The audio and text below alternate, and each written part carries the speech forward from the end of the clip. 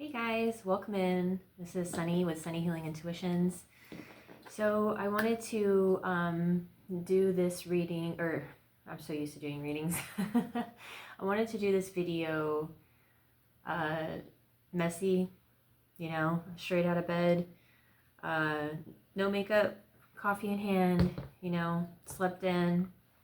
It was a great day to do so. So today we're going to talk about what it's like when we need to take a pause, when we feel like we're falling back, but really it's just a message to slow down. I can tell you right now we're going through an upgrade of energy, of consciousness, frequencies rising, and it's intense. It's very intense, and we're all feeling it. And it's not just personal, it's collective. We're seeing it happen and unfold, out there. Out there. I've been staying here inside, tending to my own nervous system. And this isn't about falling backwards, into old habits or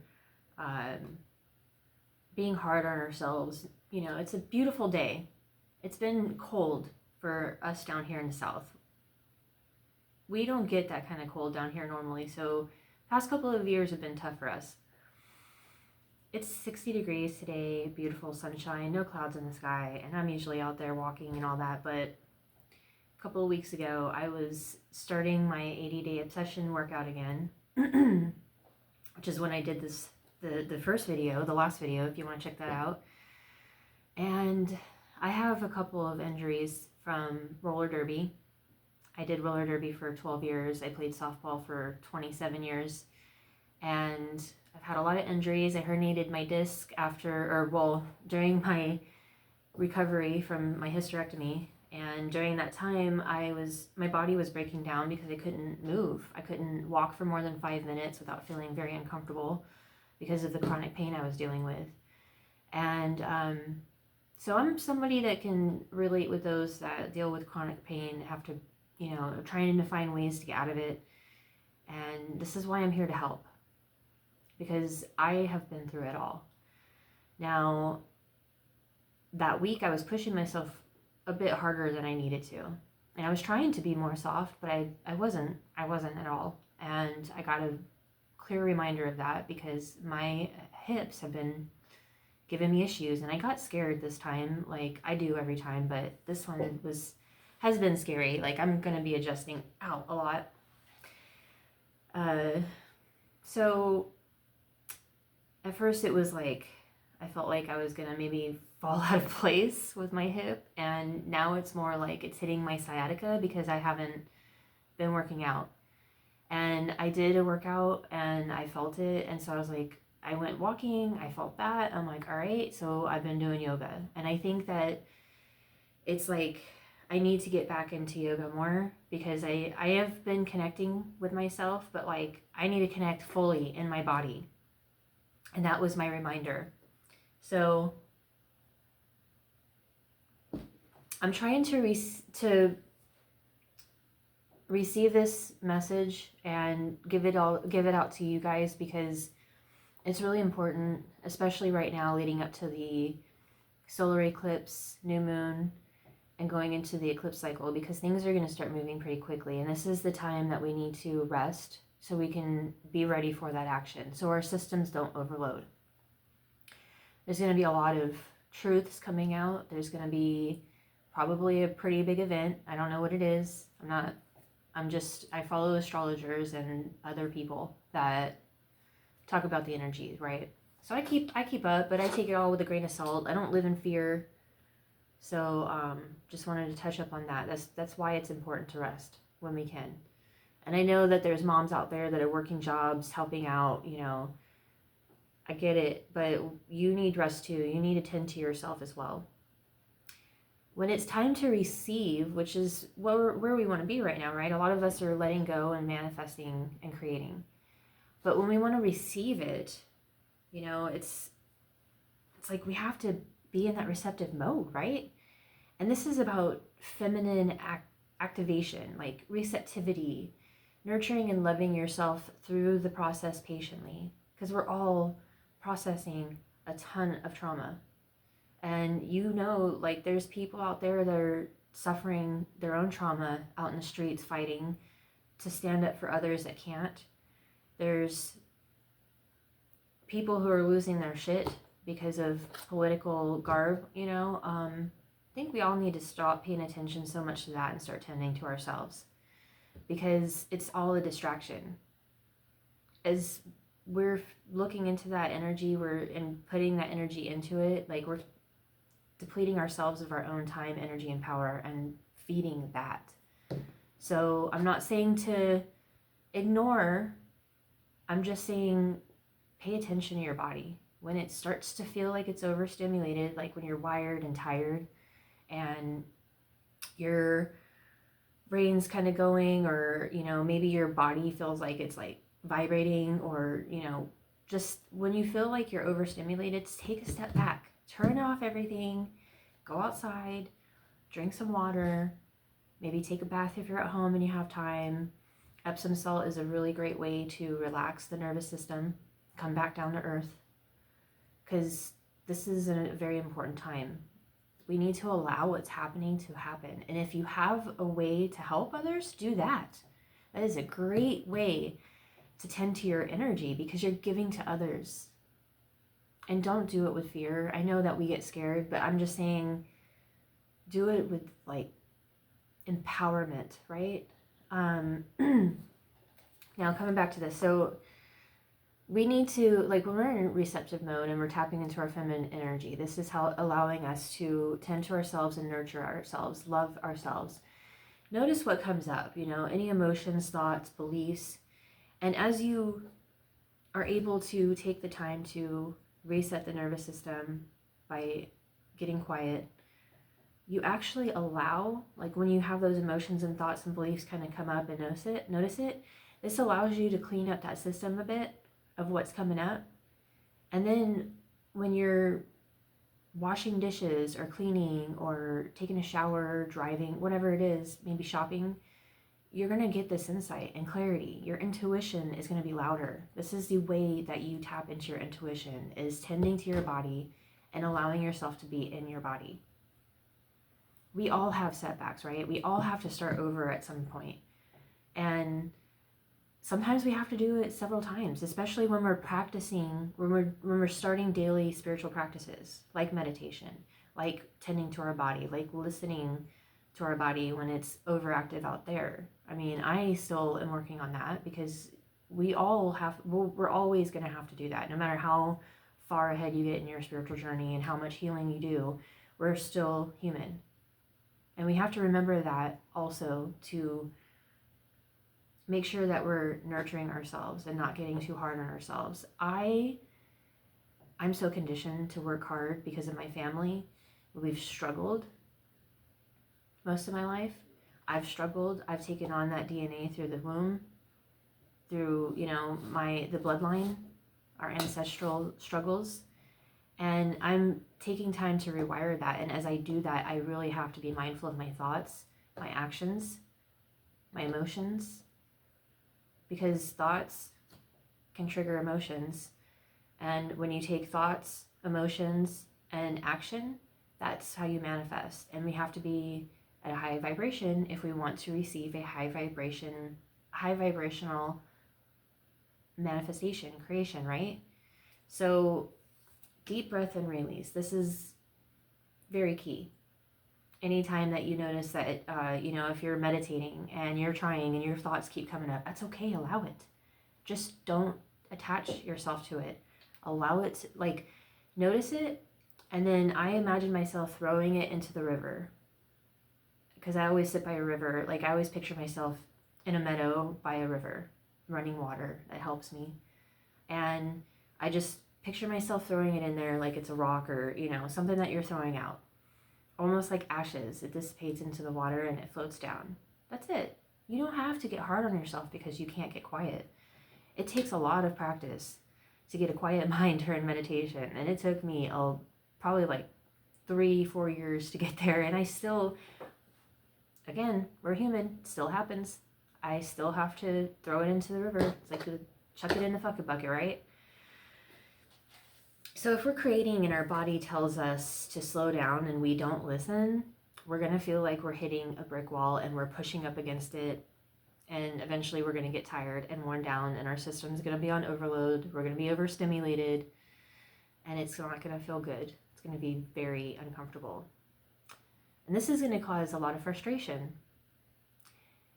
One thing I noticed when I did roller derby, I noticed my teammates getting frustrated if they, couldn't get past certain people, if they kept getting knocked down, stopped, couldn't get ahead. Like, I noticed their frustration.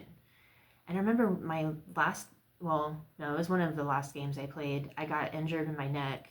This was before I had to retire, but we were playing up against a team that should have never been played up against us. They were way too good. They were from Canada. A lot of them played hockey, and we were a lot of retired girls just playing for fun. And they didn't get their certificate or there's whatever it was that they had to put in to get into the higher ranked team. The younger ones that can get hit as hard as they can. We were all, old injured women just having fun, and we got beat the fuck up. And this is when my neck got injured, and it was at the end of the game, of course, but I just, every time I got knocked down, I laughed and I got back up, and it's like, it helped me to get back up, and I remember seeing my friends get frustrated, and I just kept laughing, and they were getting frustrated at me because I was having a good time and they weren't. And as you get frustrated, you get tired, you deplete yourself of that energy because it's a low vibrational energy. As you're getting frustrated, it's pulling you down. When you can enjoy the journey and allow yourself that time to rest and sit back, it's not failure. It's because you're recalibrating the work that you've already done. It's already done. Rest. You don't have to keep pushing and force it to happen. And when you do that, you're telling the universe that you don't trust. That you don't trust yourself, you don't trust your power, and you don't trust the universe. So this creates frustration, right? And the frustration causes friction when trying to create or manifest. So show up for yourself and love yourself through it, okay? Be gentle and diplomatic when dealing with yourself. This is what we need. This is how we nurture ourselves. Understanding your needs is so powerful. And that's why when things come up, we have to love it. We have to be graceful and not judge it, because we're judging a part of ourselves. Now, I do want to give you some tips. As before we go, I'm going to keep this a little short. I have all my notes here. One thing I learned is that we're never going to be perfect, and there's no such thing as perfection. Practice makes progress. See, I'm doing this, and I'm not going to edit it, and I'm just allowing myself to have a conversation with you and have fun with it. I didn't tend to myself to look good. I'm just allowing myself to do it messy, and it's authentic and fun. So I hope you're enjoying it too. So anyway, just remember that spiritual healing is not just about religion. This is about your connection to something larger and your internal peace.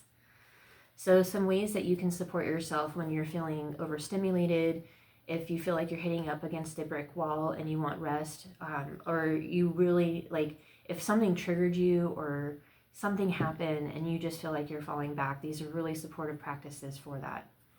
And there are other ways. I'm not saying that mine are the only and best ways to do them. I'm just letting you know what I have. And then if you're interested in more information, you can comment and I can give you more information. Things that maybe may be joyful for you. Let me know, and we can incorporate something in with the practice, right? And comments are welcome. It helps my following to grow. And I am doing a giveaway, so if you comment and you hit the thumbs up, if you enjoy the content, subscribe, like, and comment, and I will be entering your name into a giveaway on the 17th. Or no, sorry, that's the Facebook one, my bad. My giveaway on YouTube is when I hit 1,000 subscribers, And once that happens, I'll announce it and I'll reach out to you personally. So, breath work. Pranayama, this is very, very helpful, and I enjoy this. So this is the ultimate bridge, okay? Techniques like box breathing or any type of deep breath. So box breathing is when you breathe in 1, 2, 3, 4, hold for 4, breathe out for 4, and then hold for 4, and then breathe in back in for 4, and keep that cycle going. Now, this is a really great way to take your energy back and center yourself. This helps you to ground your energy and to remain within, right? Your inner peace. And it's also a good way if you are doing practice to talk to your ancestors and connect. So just a little side note. Another technique I find, like if I feel like I'm not safe, sometimes because of my upbringing, when I heard loud noises or, slamming of cabinets, like I live in an apartment complex where it's very old. There's no insulation in the walls. I can hear other neighbors, right? And sometimes they can be a little loud and that's fine, but that reaction comes up, those triggers. And so I breathe in for 5 and then I do long breaths out to 7 or 8. And that long breath out lets your body know that you are safe. And a lot of times I'll put my hand on my heart because it really helps you to get back into your heart. And I say, I am safe. I am safe. I am safe. Or you could say, I am safe in my body. That's a really good one. Another great way is forest bathing. Another name for that is nature immersion, nature walks, sitting in nature. So moving out your exercise outdoors could be helpful, like taking a walk. But really what it is that research is showing that exercise in green and blue spaces, especially near water, significantly boosts the spiritual and mental health benefits compared to a gym. I am not a gym rat. I used to be. I was in CrossFit when I did roller derby. It was a great way to cross train. I also loved going to the gym when it was Gold's Gym. They had an indoor cardio cinema, and that was the only way that I was able to do my cardio because, I like to walk outside and I like to ride bikes and I love to go to the park and roller skate. But when it came to running was something I enjoyed. I loved the runner's high, and it just became something I fell in love with when I was doing roller derby because I was usually jamming, so I had to, get my cardio up. And that was a great way, but it was also dark, and over time I've noticed that what I enjoy is compound movements with weights. So I love weightlifting still, but I can't lift super heavy. And so I incorporate my workouts where I do 2 or 3 movements at once, but with weights. And I love it. It's still cardio. It still gets my system going, and I feel strong and I feel good. It moves the energy within me. So if I'm feeling stressed out, tension, angry, sometimes that sacred rage comes up from some of the trauma that releases. That's a good way for me to get it out. If I'm having a hard time and I'm tired, but I really need to move energy, I'll go for a walk or I'll do yoga. So again, green or blue, very helpful. You can even sit outside and do breath work. That is a great way to combine those practices and really truly ground your energy and then open that intuitive wisdom that's within you that needs to come out. That's going to help you to move forward through that energy. Another great practice is gratitude integration. Gratitude, oh man, it is just, I posted about this actually on Facebook. I forgot to put it on YouTube, but gratitude, living in gratitude, not just being grateful when things happen, but living in gratitude has been a significant shift in my life. Practicing just 15 minutes of gratitude daily has been shown to strengthen the immune system, and it reduces inflammation. Gotta love that, right? Especially when women, Aunt Flo comes to town. Acting as a spiritual supplement, this helps your physical routine. So I would definitely recommend integrating gratitude in your practice daily. you could just write down 3 things you're grateful for and, reflect on that and how it made you feel. That brings that feeling back. You live in that moment again and it brings your vibration up for the day. That's a great way to start your day. When I wake up, I always say, I'm grateful for this day. I'm grateful for another chance at life, and I am grateful for the love and support in my life. And then I find that throughout the day, I'm in that flow of that energy, and more comes in that I'm grateful for. It's like an attraction of more beauty in your life, right? So these were just a few ways that I wanted to bring to you. These are very easy practices that are very simple to place into your life. And as you start, don't get hard on yourself if you miss it. You could do it later in the day. You could start over the next day. It's okay. You have to be patient with yourself. Love yourself through the process, okay? So please, again, hit that thumbs up, comment, subscribe. I love your support, and I thank you so much for being here. I'm sending you so much love. Take care.